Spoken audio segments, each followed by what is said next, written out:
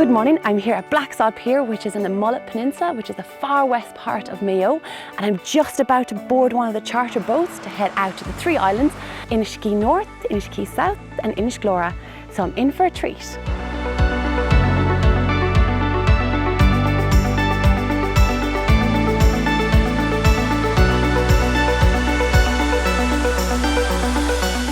So I just arrived in Inishglora, one of the smallest islands on today's trip.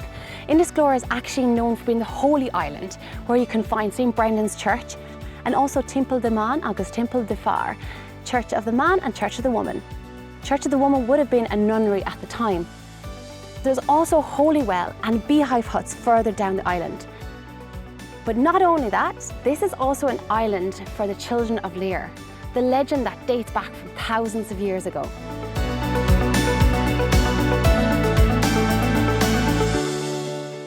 Brian, you have been living here for 3 years now.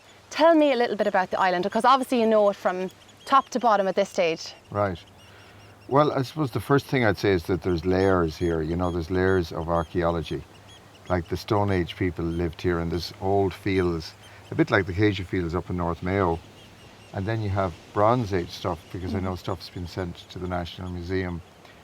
And then you have the Christian period between about 600 or about 550 AD to 800, when the Vikings started raiding the coasts and the people moved off the island into the mainland. The other thing that's remarkable about this island is that they used to produce a dye from some of the shells. Okay. And that dye was used in the illuminated manuscripts, and more recently then, from about 1750, with the great push of the population up to when we reached 8 million, you know, there was people out here under landlord rule, living on both islands and cultivating the potato and fishing and subsistence farming.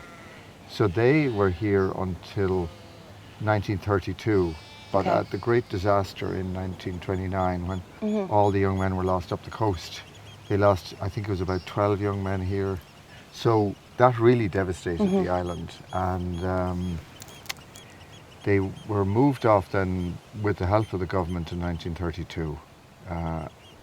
So the houses you see here, the ruined houses, they were last lived in, I suppose, in 1930, 31. Wow. Yeah.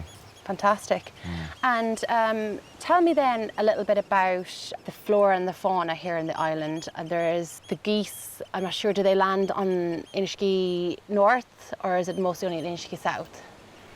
Well, first of all, this is an area of special protection under the Wildlife Service, and the National Park is over there in Ballycroy, and the rangers come out here regularly to check on the bird life and so on. And then you have, I suppose, in the winter, the very spectacular arrival of the barnacle.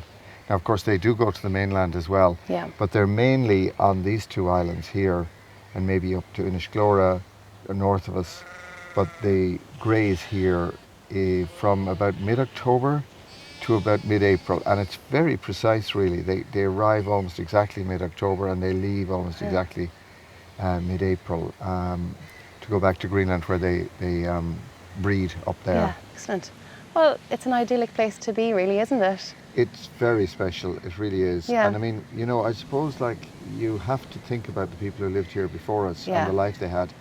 It was extremely simple, but there were very hardy people who lived on the fishing and the farming that was here on it. But it must have been a very healthy life as well, you know, in its own way. Yeah, of course, very exactly. amazing. All right, Brian, thank you very much for chatting with me. Thank you.